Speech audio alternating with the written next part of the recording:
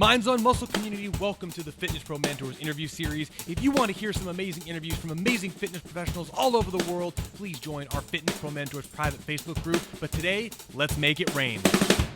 Revolutionizing marketing for personal trainers and business gym owners. But today, dude, I'm here with Jason Colleran, man. How you doing, Jason? Oh, doing great. Dude, I'm really excited to have you in this group. If you listen to this podcast, you're watching this live, I love talking to people who have done amazing things in the industry, exercise titans, as I call them. And Jason, honestly, I mean, but knowing you both personally and professionally, I'm super excited to talk to you because you've done some amazing things in this industry, man. Oh, thanks. Yeah, it's been a wild ride. It's been a long, wild ride, that's for sure. So you've got one of your towns, I would say, largest personal training, a group studio, Elite Edge Atlanta, and you're also the inventor of a really cool invention that we're gonna have to dive into called the KINETIC ARM. Is there anything else that I've missed?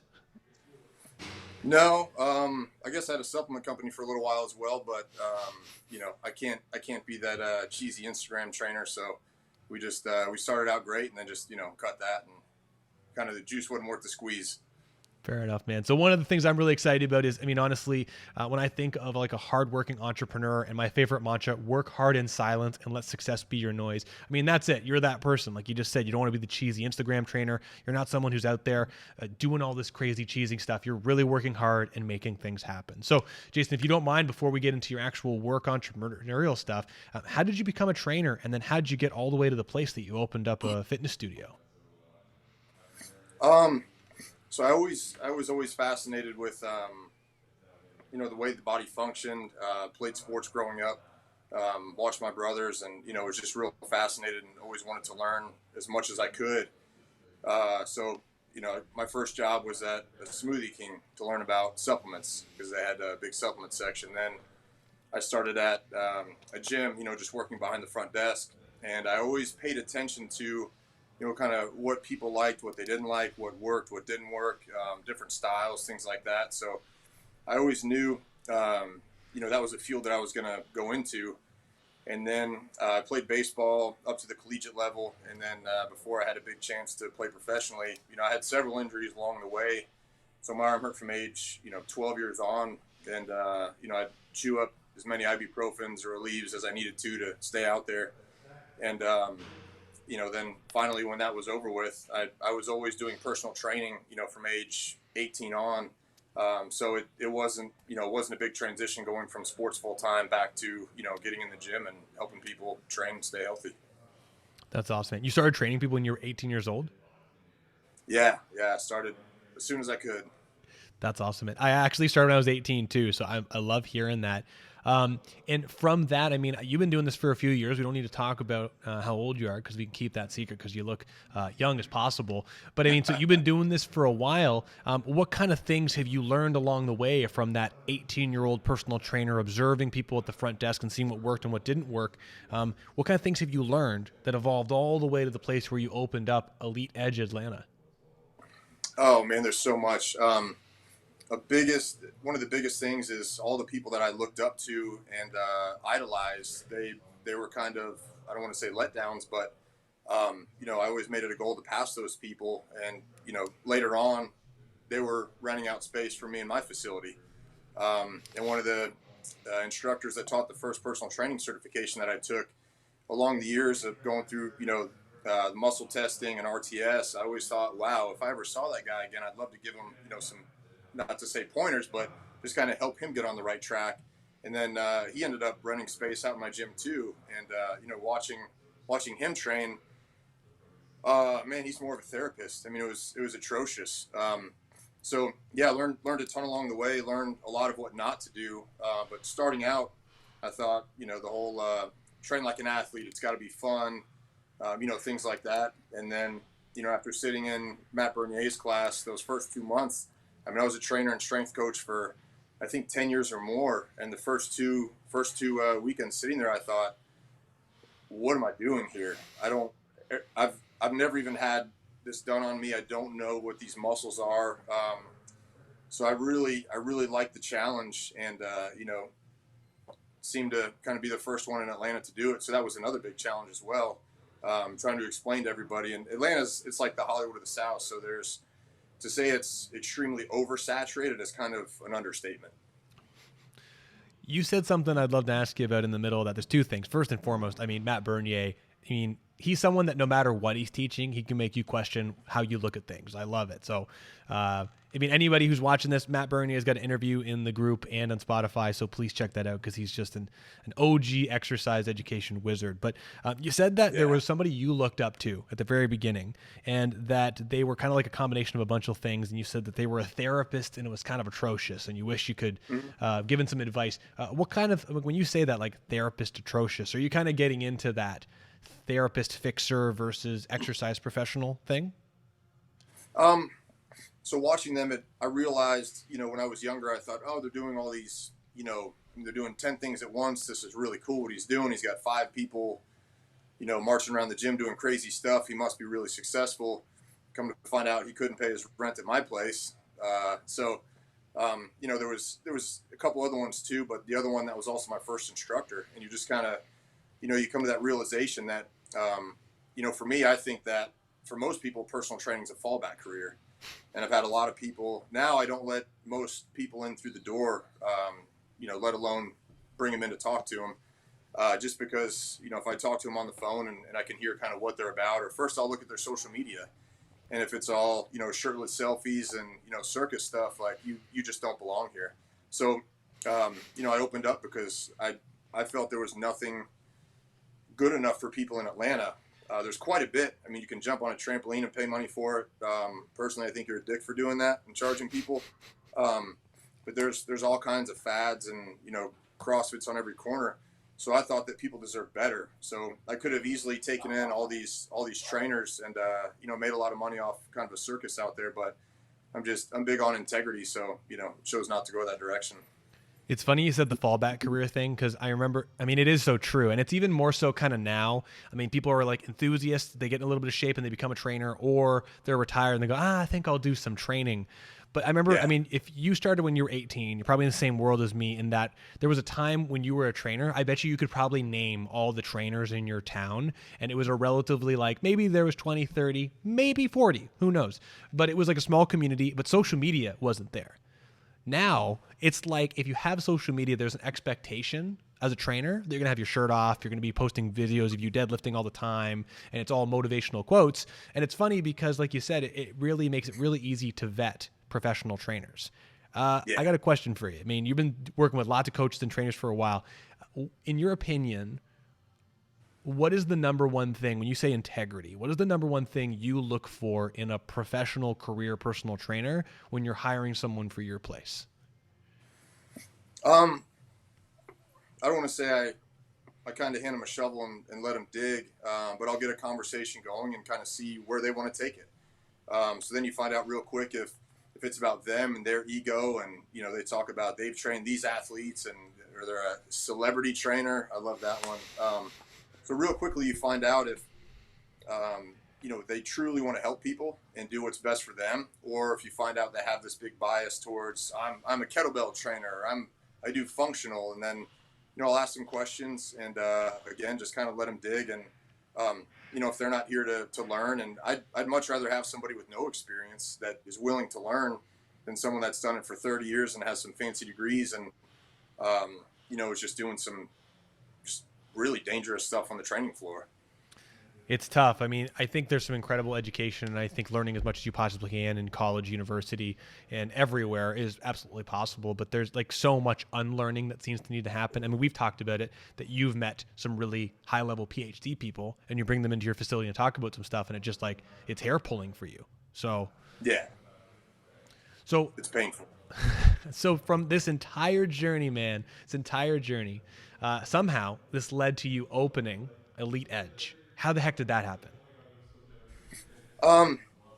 So I worked at small places, kind of a boutique gym. I, worked at a big corporate gym where I was like a fitness manager, had 16 trainers under me. I always, it's kind of a blessing and a curse. And this is why I got hurt all the time playing baseball. I feel like I always have to work harder than everybody. So in my brain, there is no, is this going to happen? There's, I'm going to do it and I'm going to crush it. So I sold at the time I was working at a gym down the street, and decided I'm gonna do this, and got a space twice as big as I wanted to, and I thought, you know what, failure's not an option. It's not gonna happen. I sold my hot rod, my motorcycle. I slept on my mom's floor, in one of her upstairs empty rooms for a long time. So basically, sold everything I had. I didn't have a partner, didn't have a bank loan. I knew I was going to do whatever it took, to get it going. So I opened up with very little equipment.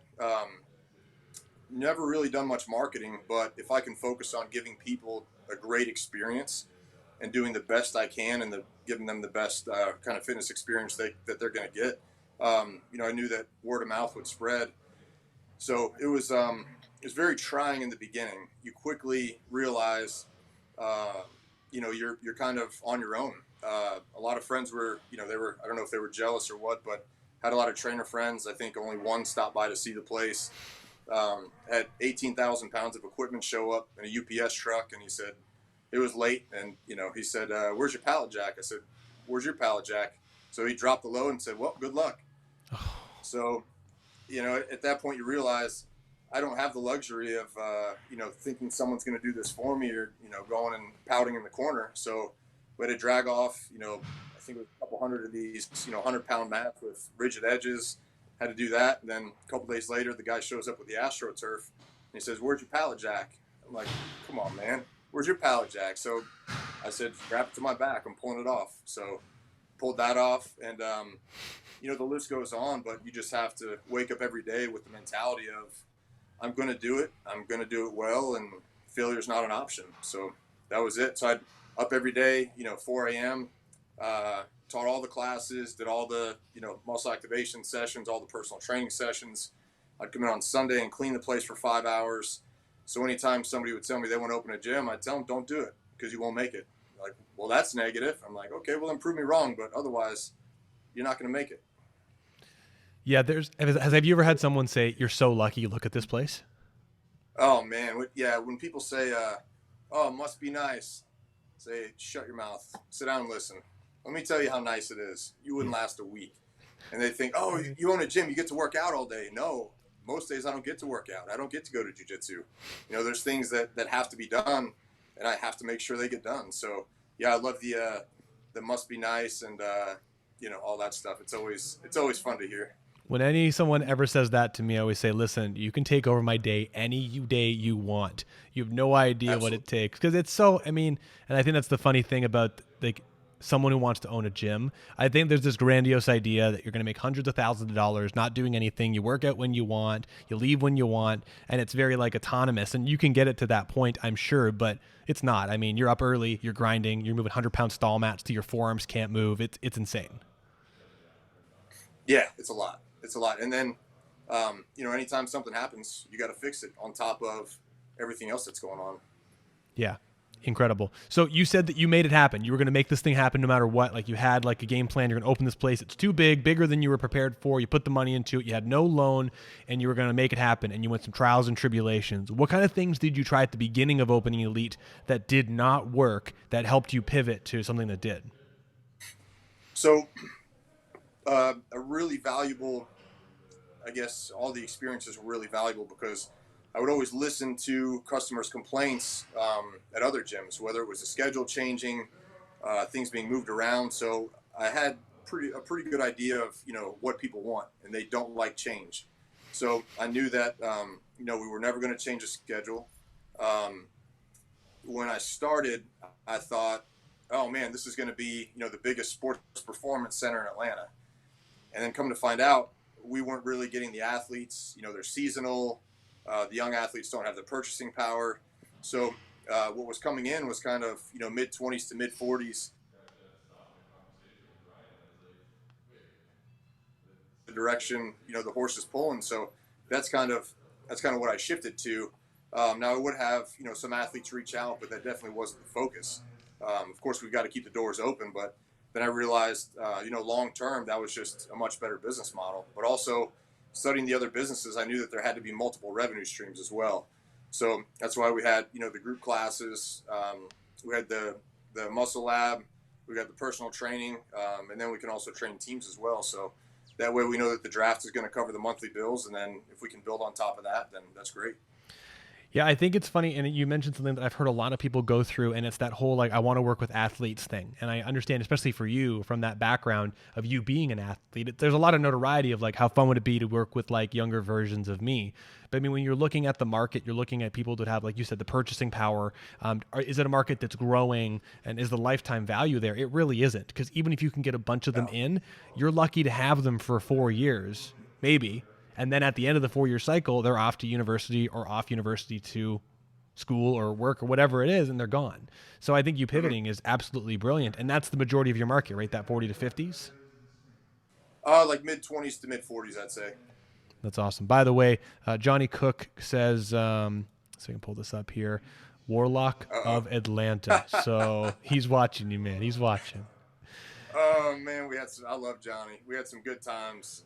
Johnny, some epic adventures, that's for sure. Yeah, Johnny's an ass. He's like the nicest guy, and unless you're Canadian, and then he just makes fun of me all the time, and so it's just brutal, Cool, man. Well, I mean, awesome. Elite Edge Atlanta or Elite Edge Fitness, I mean, you got to check out. I mean, you guys now on social media are doing some really cool stuff. Your facility is enormous, and I know you guys are working on some big things. But at the same time, I mean, what I wanted to poke your brain of is now you've got 2 businesses. You've got this Elite Edge that's doing its thing, and I know you're working on having it become a bit autonomous so you can focus on this other project, which is you've invented something called the Kinetic Arm. Can you talk about that?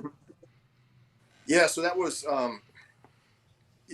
just like everybody that goes through, the muscle specialist classes and RTS, we're nerds, we're problem solvers. So for me, I was sponsored to play baseball growing up, and that's what got me, to where I am today. I paid my way through college. But again, I feel like I always have to work harder than everybody. So physically, my arm just couldn't hold up.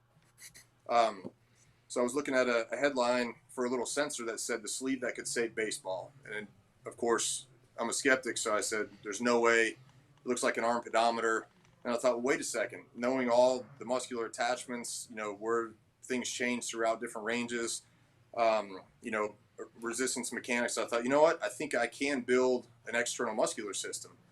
So it took about 5 years. I got an industrial sewing machine in here. I made some absolutely atrocious looking things, but they worked. So it took a while to refine it. So basically just going off the basic premise of, muscle strength being like a bell curve. So at end range, it's the weakest. So I trademarked muscle web technology because if we have something that can start to pick up some of that tension and pull you out of that weaker range, because in baseball with that layback phase, you can't do that actively. That's all passive. So the arm's just kind of along for the ride. So just as a way to give back so that, kids can hopefully play pain-free, or, high school guys can get into college to professional level, or professional guys, continuing their career. So it was about, it's been, I guess, almost 8 years now. And same thing with that. I did it all on my own. Any spare money I had went into patents, trademarks, research and development. So did a lot of videos with objective data using little IMU sensors. So we went to our first trade show. It was the American Baseball Coaches Association, and that was right before COVID. So we ended up winning Best of Show for Most Innovative Product, and then everything shut down. So all the momentum that we had, all the in-person interviews, just shut down. So, then I really had to pivot and make sure the gym was going to be okay, because we had to shut down for about a month. And I think we were the last business to shut down, and I think the first one to open. Got to a point where I didn't really care. I was going to open regardless. We still had people coming in the back door the whole time anyway. So yeah, that's been a pretty wild ride as well. Well, we can talk more about the COVID thing another time, but I mean, that kinetic arm, I mean, it really incredible. And so I would love to pick your brain about it. So this external muscular system idea, I mean, makes perfect sense that where a pitcher ends up, they're ending in that generally close pack position where the force production is super low. The muscles are lower quality, inability to produce force from that position. And so you created this system where it's helping to store some of that, to catch some of that energy and create a bit more support there. Now, is your kinetic arm intended to be more of a training tool or something that pitchers and people who want to throw a lot will wear even while they're playing games? Well, I have an abstract that shows around 90% of pitching is done outside of games. And now it's for all positions. So pitchers probably throw the most, maybe catchers too. But for position players, I mean, it's probably at least 95% of throwing is done outside of games. So with the sensors, we're finding that we can offload that elbow, that dynamic valgus, um, 15, 20, sometimes up to 30% consistently. So Wow. even if they just use it in practice, that's pretty huge. We've had some athletes cancel their Tommy John surgeries. They're able to throw pain free now. So we've had some pretty incredible stuff happen. Um, so with the muscle web technology, we've got these protective devices for the groin. We got helmets. We got batting gloves to protect your hands, ankle Oh, guards, elbow guards. So why is there nothing for the throwing arm? So it's pretty ridiculous when you think about it. There's some things for just the elbow, some things for just the shoulder.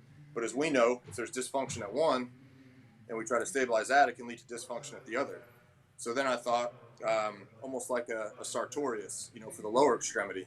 So now if we had a multi-joint dynamic stabilizer that crossed both joints, also gives somewhat of a compressive element here with the ulna into that medial epicondyle. And then also it's almost cutting this lever in half. So if we had a free body diagram with like, a stick and a ball up here, yeah, we're almost cutting that lever in half when it goes back. So we're pulling from halfway up. So just mechanically thinking about how we can offload stress in that most vulnerable position. interesting. I have two questions that come from it, and I think it sounds super brilliant. So the first one is actually like more just I'm just curious, and then the second one is actually kind of performance based. First, I mean, so you're creating all this extra support at an end range position. Have you found through your application of it, or are there any concerns of potentially accidentally decreasing one's ability to produce force without the sleeve in that position if they're receiving that support? So we actually we did a long term study. So it was about a year and a half, 2 years. So we got the baseline throws with the athlete without them wearing the sleeve, and then it was about a year and a half, 2 years later, we got the baseline readings again, and he had been training with the sleeve, and we found that at the same velocity, his elbow stress was still lower. But the way it works, as you go back into that end range, um, it's almost like, when the forearm and the ball go back and the humerus is torquing forward, we get that dynamic valgus or that separation force. So, I mean, when you're all the way back there, you can't produce any force there. I mean, we can't even actively get back there. Mm-hmm. So it's almost like the connective tissue is just holding it on, and that's, it's just flying along for the ride. So if you were to just do that with your arm, it wouldn't really help you throw. So because you still have to generate all that force, we're not going to have the atrophy of that tissue. So I was explaining it yesterday. I had a great meeting, and I said, if we're talking about running, and we've got like walking here and then sprinting here, if we want to get faster, we've got to train, close to kind of that max threshold, and kind of, not to say nudge the needle, but we've got to keep continuously pushing so we get that adaptation of controlling everything moving faster through space. Um, so this allows you to keep doing that, and then when your arm gets tired, usually it lags behind as your trunk is rotating through. So then we get those slat labrum tears. We get a lot of stress on that superior anterior labrum, and it's almost like the posterior acromion acts as a fulcrum, kind of causing that distraction force. So this prevents that from happening. And the way it's constructed, the internal components, the elastomers, are pretty much spot on to your natural muscular attachments. Very cool. So we're not changing the way anything functions. So you can have a different arm slot and have it work really well. So we're just reinforcing it at end range, no matter if you have a short throwing slot, kind of a longer motion, but it will stop you from going into a range where it's dangerous, kind of like a javelin throwing motion where your arm would go way down and then it's a lot more stress on the shoulder. Dude, this sounds brilliant, man. Very, very cool. So I'll be honest with you. I'm a hockey player, so I am terrible with any sort of baseball jargon. So if I say anything that sounds ridiculous, you can call me out on it. Canadian kid, totally fine. So, I mean, it sounds like there's a fantastically huge component on injury decrease and trying to make sure that the opportunity for risk decreases dramatically. From people wearing the sleeve during their training, have you seen any increases in net performance after wearing it versus an athlete who doesn't wear it? Yeah, so definitely with longevity, Cool. because almost like with hockey or any sport, you want to try to get game speed reps in. Mm-hmm. So at practice, you want to go full speed because if you're just practicing and going slow all the time. So like with hockey, if you're not hitting hard wrist shots or slap shots or really trying hard to get to the puck, when you do that, you're going to be exhausted. So with this, you can throw harder, and so you can get a lot more reps in without your arm breaking down. So like at Mizzou, the javelin throwers there, they use them, and their coach said they were able to double their reps, and there's no arm pain. So yeah, it's been pretty incredible to hear the feedback and the stories. So that's great. So it's kinetic arm. I know it was baseball originally, but now so you got javelin throwers. So does this open up like racket sports too, like tennis and all that kind of stuff? Absolutely. So we've got several quarterbacks that wear it as well. Oh, And sick. you can adjust the amount of tension too. So I've helped rehab a lot of guys after Tommy John or labrum surgeries. And it's a great way to strategically progress them back to the weight of their arm and the ball. So with baseball, they're still using the same throwing progression program from 1989. There's not a lot of smarts. And I joke and say we're dealing with grown men that don't wash their socks for good luck, because I was one of them. And now they're chucking weighted balls, and they stretch the life out of their shoulder. And then after they get injured, what do? They go and stretch it more, thinking that that's going to help, not realizing that's potentially the mechanism that could have caused the injury. But yeah, we've got several sports, and I got a full sleeve that we're working on now. So I think with that, we'll get into the tennis market and golf. So it'll be same basic idea. We're going to have those lines of force the same way. Anatomically you already function, but we're just not going to have all that stress at end range because we can offload it with the sleeve. Incredible, man. Dude, it sounds really cool. So, you've invented this thing, right? You created this thing. You had this idea. You bought an industrial sewing machine. How long? You said, has it been an 8-year long process to get to this point now? Yeah, it's been about 8 years. So whenever you hear about something that's an overnight success, probably not the case. So we've had Jason Braun on, Jay Braun, who's done Pure Torque, and we got Brad Thorpe, who's done Isofit. And so if you, Jason, had a recommendation, because I know a lot of people who said, I got this idea for an invention, right? And it's so much easier to say that than actually do it. If someone has an idea to create a product, do you have any recommendations or suggestions for someone besides just doing it? Is there anything that you could say, this will help expedite the process? Yeah, definitely. So I've got a notebook of great ideas that I had, and over the last couple of years, I've seen someone else bring them to life. So for me, I had to prioritize, and as much as you think something's a great idea, you have to step back and first think, okay, this is great, but will it sell? And it doesn't matter if you think you're going to sell a couple of them, because all the time and money you spend on patents and trademarks, it may not be, the juice may not be worth the squeeze. So you've really got to think, and ask people. You need a wet blanket to kind of point out, kind of try to shred it and see if it's still a good idea. But before they start that process, get on Google Patents, search anything and everything that you think might be misconstrued as similar, or could actually be similar, and you'll be surprised about what you find. My first patent attorney did an absolutely terrible job. Wasted about 8 to 10,000. He told me, think of every potential add-on that you might have, and that's what we'll file. So we file that, and then later on I learned that, so if that had 10 components and someone else files something similar with 9 components, now they can circumvent my patent. So yeah, so tough, expensive lessons. So everybody listen to that so you don't have to go through it. But then also you need to do a provisional search. So pay your patent attorney. Mine's excellent. I think he charges maybe $500 to do a real thorough provisional search to see if we should, go through with filing. And then of course, the first patent attorney that, wasted all that money, he told me, go ahead and file the utility patent right away. But what you actually want to do is file the provisional patent, because then you have that time stamp. So it dates back to, that's kind of your priority filing date. And then you've got a year, and you can make, other adjustments. You can change it. And if you want to abandon it after that time, you at least didn't spend all the money of, a full-blown patent, because you'll find out a lot when you try to source, a manufacturer, if there's any material science that goes into it. Like for mine, it was, testing on the durometer, how strong the elastomer was, and at different ranges too. So, there's a lot that goes into it, but I'd say definitely put some hours in on Google Patents and see if there's anything else out there. And then also, go on Google Images, or maybe start on Google Images if you're not sure how to look at the patent stuff, and see if anything looks close to it. I think you nailed some stuff there. I mean, you got to make sure there's an absolute need there, because you need to make sure that what you're creating serves a pain. You got to make sure that there's purchasing power, so people actually want to spend the money on it. You want to make sure that you can actually target the people, and that it's actually a growing market. Because if you spend $100,000 or more on patenting something and inventing something material-wise, and then no one wants it or needs it, I mean, that would just be terrible. Which is what you see on the Dragon's Den, so to speak, so often. So, Jason, I want to ask you this. I mean, you're a multi-pronged entrepreneur. You're an inventor. You've got your studio. But at the end of the day, also, I mean, I think the most important part, and which I'm excited to talk about with Fitness Pro Mentors, is that you're a fitness professional. You're a personal trainer.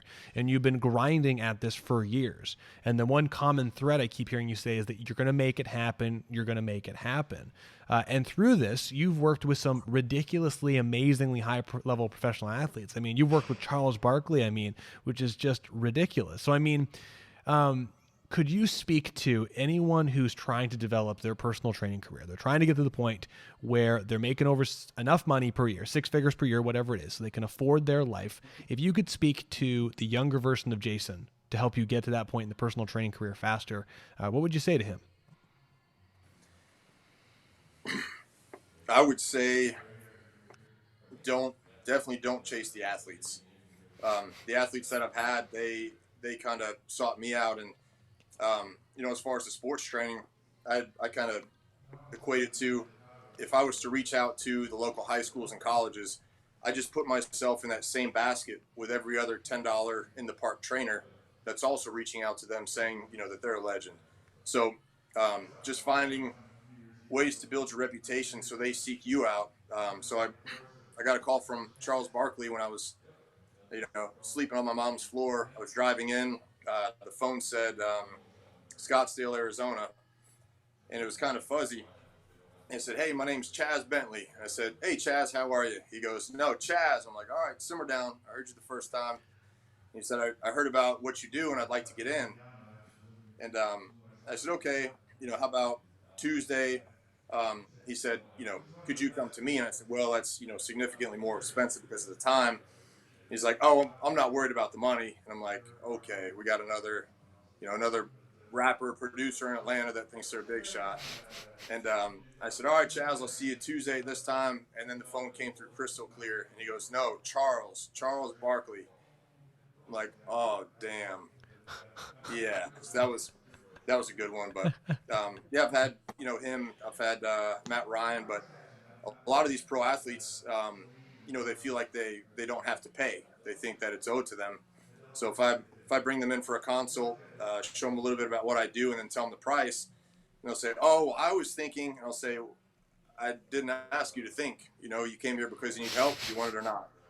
Or sometimes, and I'm consistently slightly abrasive, so I can get away with it. But I'll tell them, "Tell you what, why don't you get into work Monday morning and tell your boss that you're not worth what he pays you?"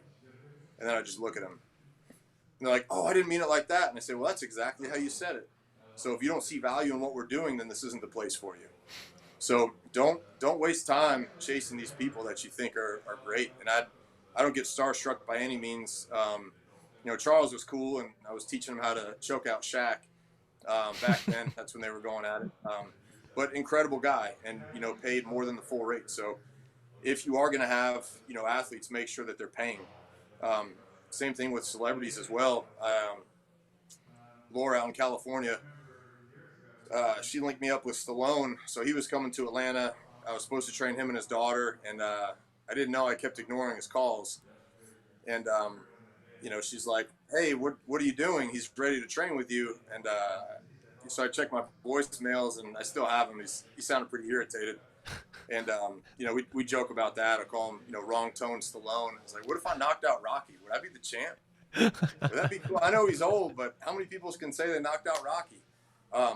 But at the same time, I'm not driving a couple miles down the road and fighting traffic to be in some hotel gym when the tools that I need are here. Because that also takes more time out of my day. So it's, you have to be realistic. These people aren't magical. So don't think that, if you have a lot of athletes, and a lot of the trainers that you see that do work with a lot of athletes, they don't pay. Yeah.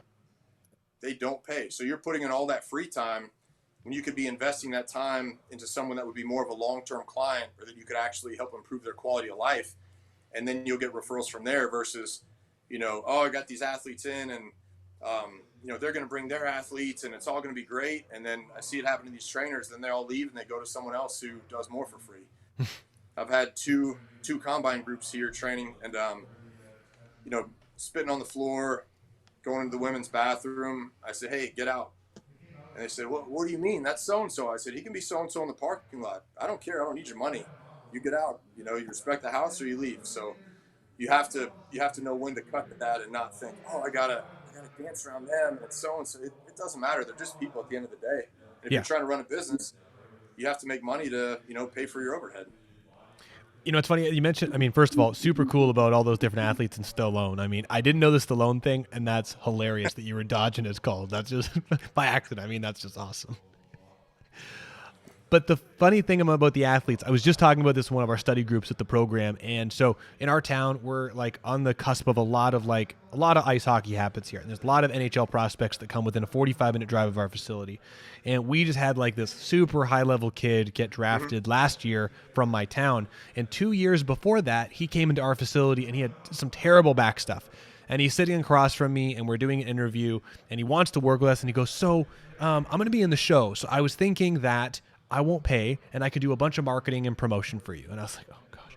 I said, listen, I appreciate that, but honestly, our time is worth our time. If you think that I'm too expensive, that's totally fine. Would love to get you with work with one of our professionals that's less expensive. Would you like to do that? At the end of the day, he wanted it for free, and he ducked off. And it sucks because it would have been cool to have him in here, but like you said, it was just not a fair trade of our time. And so you got to be careful of that. So, so for people who are wanting to work with athletes, it sounds like, did you deliberately do some stuff to try and get these high-level athletes and these celebrities, or was it just something that happened from you doing good work? It was just going through those classes that we talked about, and then kind of the word spread that I had a skill set that nobody else in Atlanta had. So cool.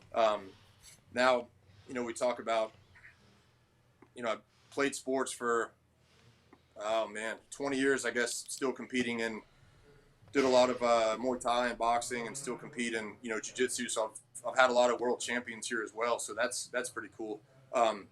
But being an athlete, having gone through the injuries, gone through the surgeries, I always joke and say at this point I've either had or rehabbed somebody through just about every surgery you can think of. I had to go to Germany to have 2 major reconstructive surgeries because the best surgeons in Atlanta didn't understand how to properly identify and diagnose a sports hernia with a dynamic ultrasound. So Emory University, I'm having to send this surgeon articles from medical journals showing how to use a dynamic ultrasound to find a slit tear because you can't find it with static imaging. So through the medical community, through people that knew these athletes, they just kind of started trickling in. And, that's when you have them. Because, again, if you reach out to them, they're just looking for a freebie. So to have them come in and they understand the value before they walk in the door, that's kind of the priceless part. Incredible, man. Jason, listen, I think this is a great place to put a pin in it, but I got to say, the notoriety that you've accumulated from all of your hard work, I think that's what I like about you the most, is that you've done some really ridiculous stuff. You've built a premier fitness facility. You've created a product. I see more of your face around the product marketing because you have to try and help get it out there. And then you're an expert personal trainer. And at the same time, I know people that literally have 1/10 the success of you, and I see them all over the place showing off their personal brand. You're putting your nose to the stone, you're grinding, and it's that whole work hard in silence and let success be your noise. And I think it's brilliant. The fact that I look at Elite and I don't see your face everywhere, I see the facility, your people, your trainers, your team. It's just super admirable. And I just want to thank you so much for all the hard work you're doing in the industry. You're making some big changes happen. Awesome. Thank you. Yeah, I don't, just not big on, the selfies and all that stuff. Really, I don't have time. And I always kind of joke and say, if you look at somebody's social media and that's what it is, then they probably don't have many clients. But dude, you're jacked. Why aren't you taking your shirt off more? I'm not. I can't do it. We had the supplement line, and I had a business partner, and he's like, dude, let's take some pictures. I'm like, man, I'm not that guy. I got you. I'm just not that. I want to be known for my hard work. I do feel that a physique shows that you work hard and you take it seriously. Yeah. Whereas other people spend money on an expensive piece of jewelry or clothing. I feel like I'm more presentable in a $6 shirt I got at Marshall's. And, maybe that's just my personal bias, but, I tell them, you kind of look like shit getting out of that $300,000 car. I don't know. I just look at it differently, I guess. So I definitely like the, work hard in silence. And my wife's been a big help. I've got a great team here, but I've been on Zoom calls with China, Sunday night at midnight. When I get home, I've got to read through, patent illustrations and get those filed. So it really just never stops. And, even if I had the time to take some, pumped up selfies and things like that, I just can't do it. To me, I'm here to help people. Yeah. I don't want attention. I want the people that I help to get attention. I want them to get attention because they're able to walk again when they were told they would never walk, or, they can get back to their sport pain-free. So to me, that's what's rewarding, is seeing the people I help get the attention. So I don't want any attention. Well, you are inadvertently attracting it from all the amazing work that you're doing. And I love your approach, man. I think you should be healthy and in shape, and that your shape can help to just show that you know what you're talking about. It doesn't need to be the main calling card, though. So I like how you look in a $6 shirt. It's good. Yeah. Thanks. Cool, Jason. Hey, man, where can people find you? Where can they learn a little bit more about the stuff you're working on? The website, we've got eliteedgeatl.com. For the sleeve. If you know of any athletes, especially throwers, any throwing sports, that's thekинетиcarm.com, and all the social media is the same for the gym. It's all Elite Edge ATL, and then it's all the Kinetic Arm. We've actually now got some superstars in Japan that are using the sleeve, so we're getting some big traction there.